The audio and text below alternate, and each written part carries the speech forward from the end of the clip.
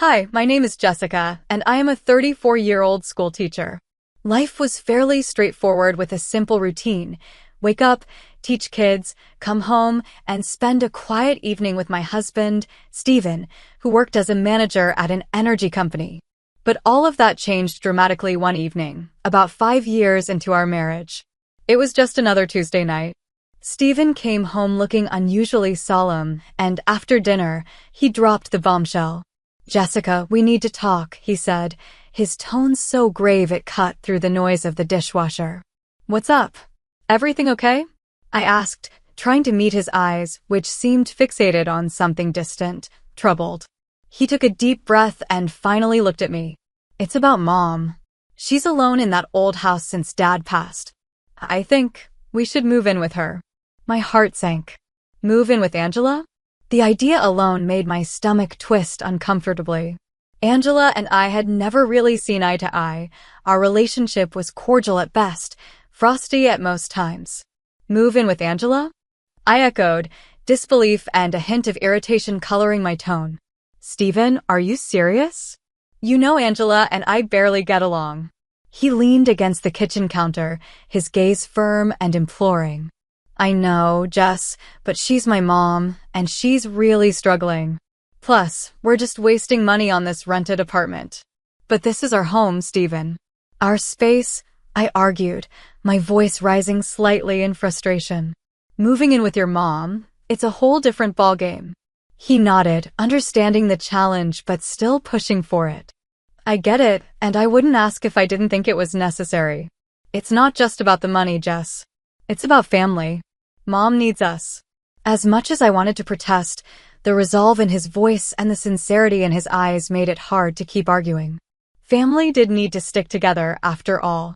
But as I nodded slowly, giving in to the inevitability of it all, a part of me dreaded what was to come.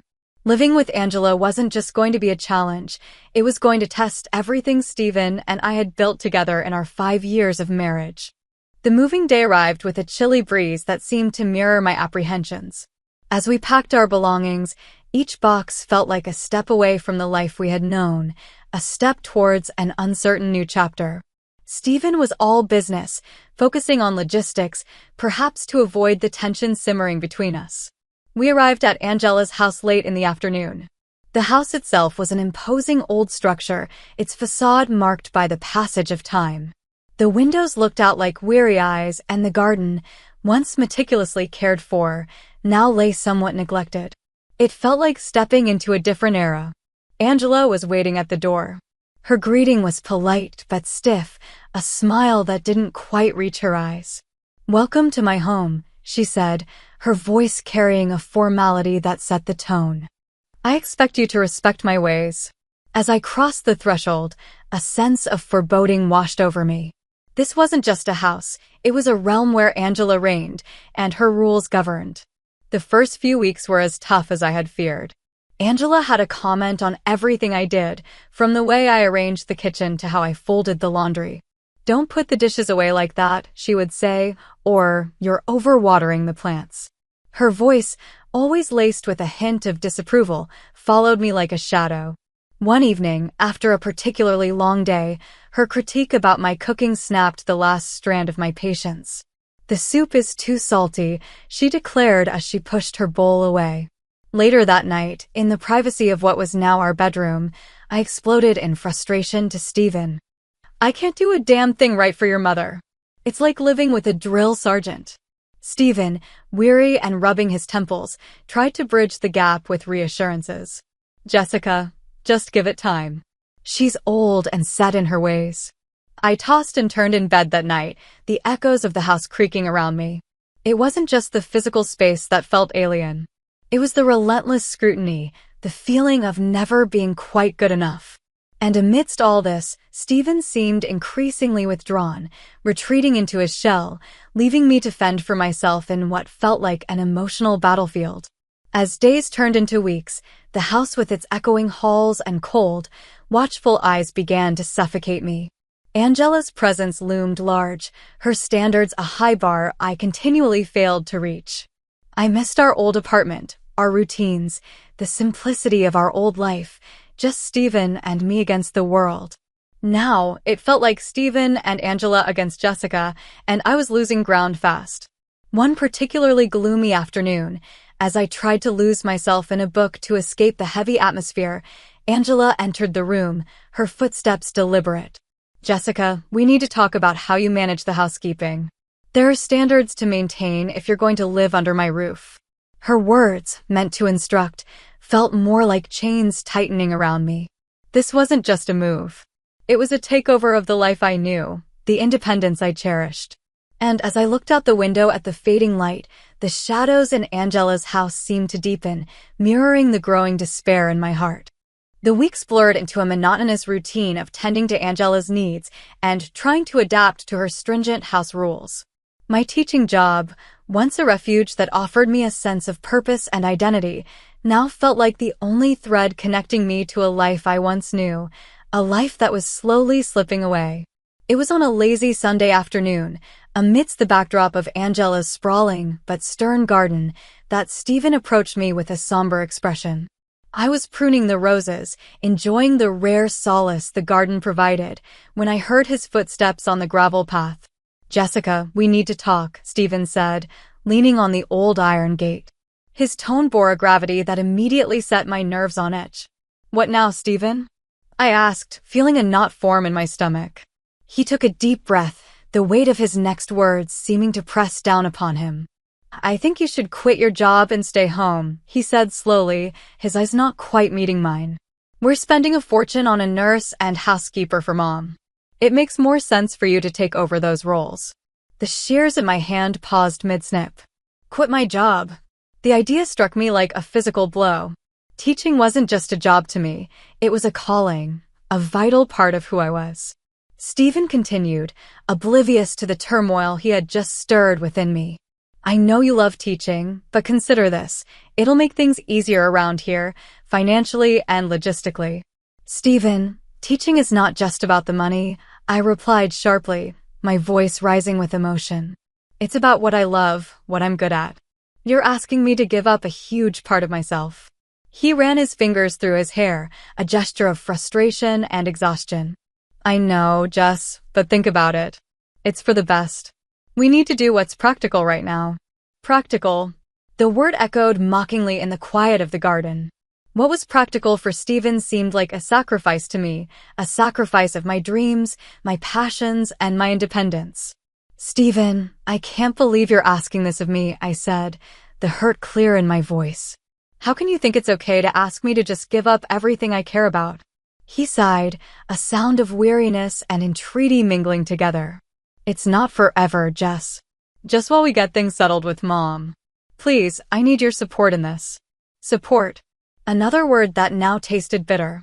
I looked around at the garden, at the home that was slowly becoming a prison, and felt a profound sense of loss. Was this what our life was going to be?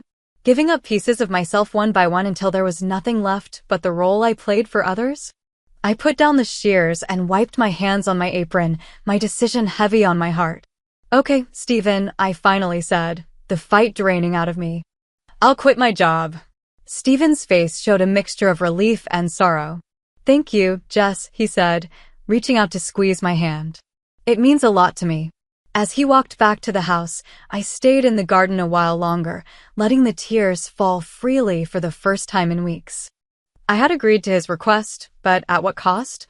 In trying to keep our little family together, I felt as though I was slowly losing myself, piece by piece, until I wasn't sure what would be left. The days following my decision to quit teaching were filled with a quiet grief.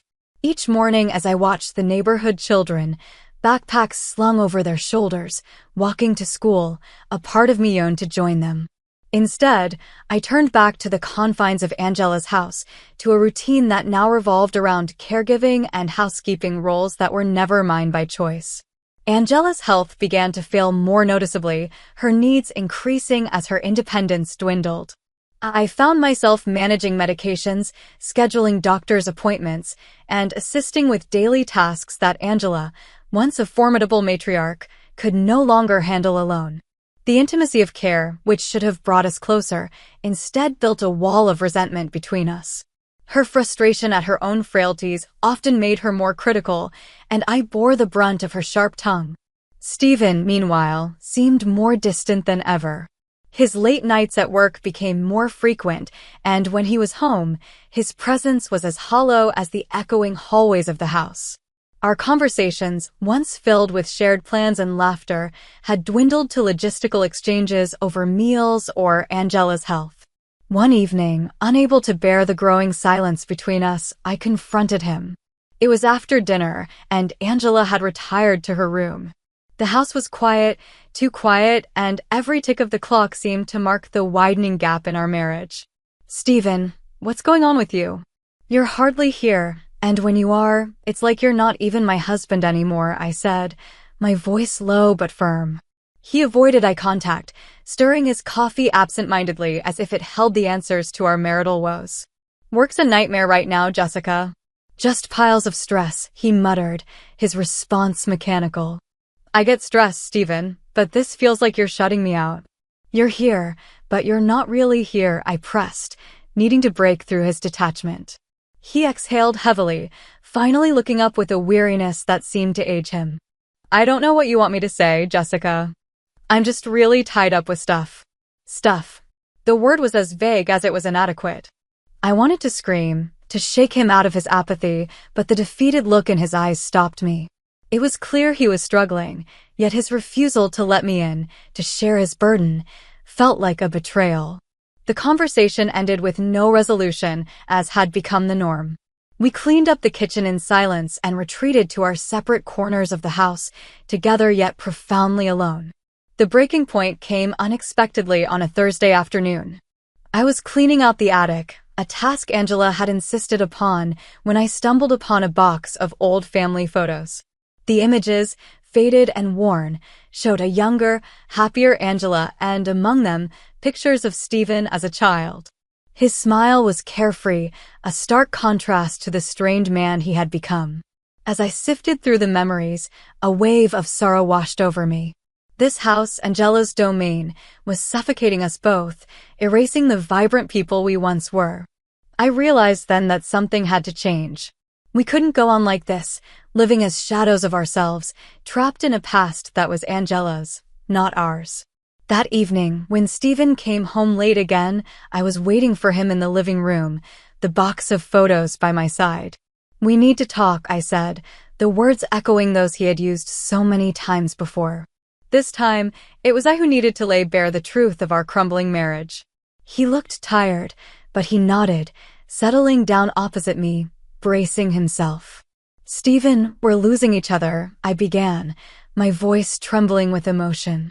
"This house, the constant care for Angela, your absence, it's pulling us apart."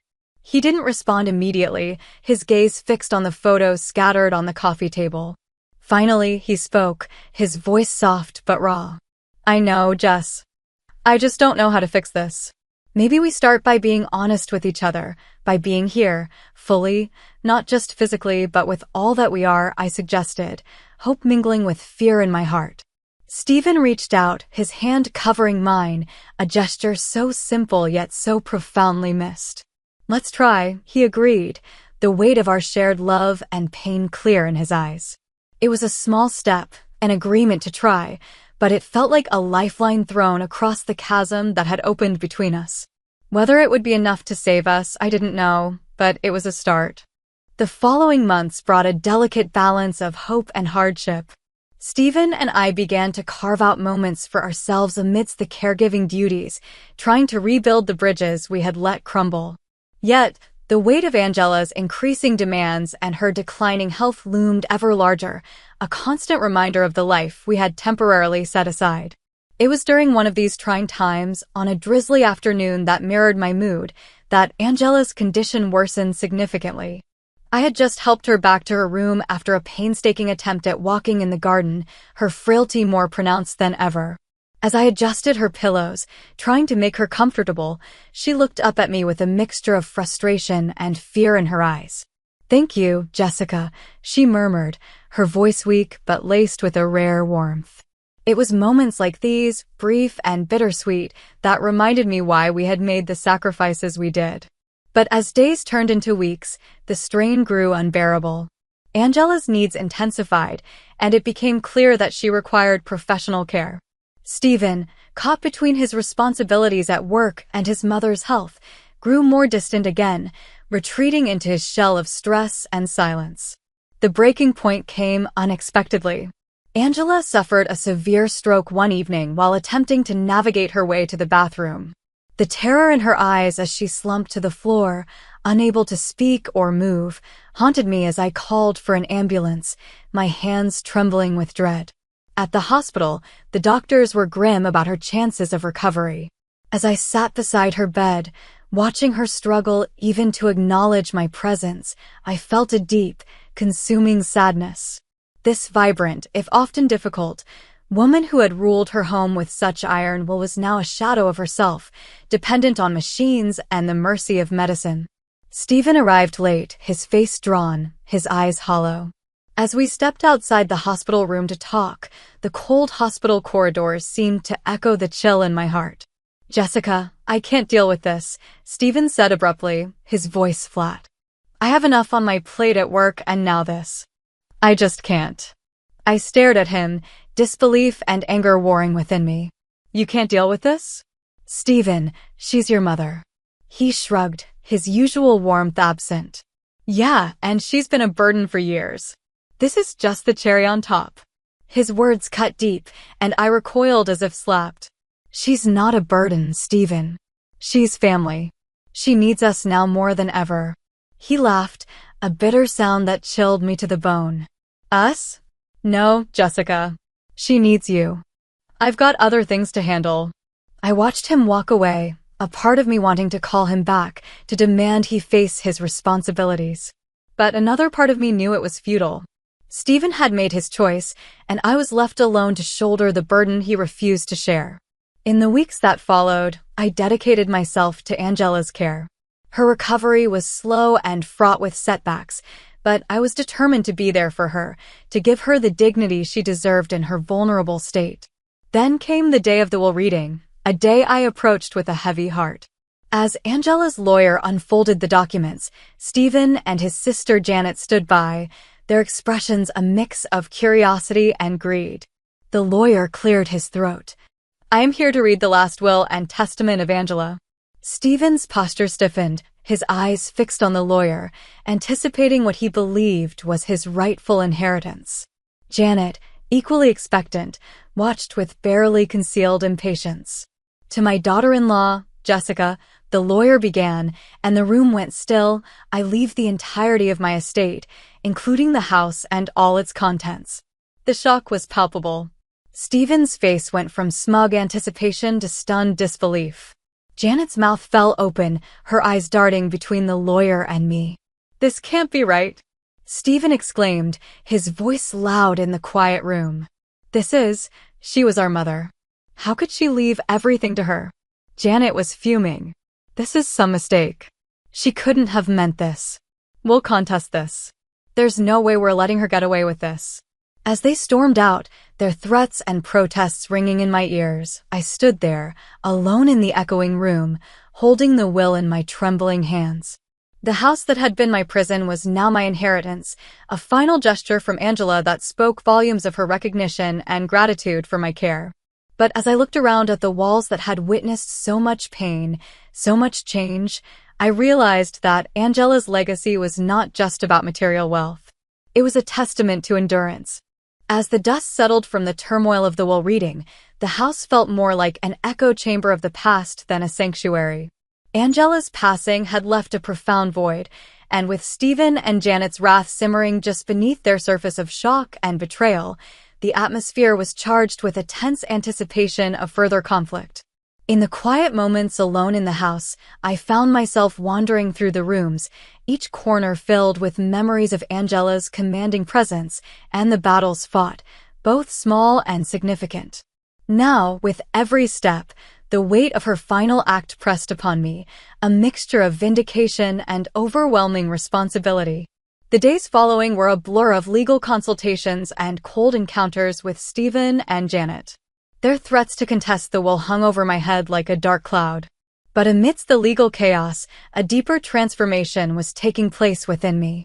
The house, once a symbol of my oppression and sacrifice, began to represent something else, a chance to redefine my life on my own terms. One crisp morning, as I stood looking out over the garden that I had once tended with resentment, but now saw with new eyes, I made a decision.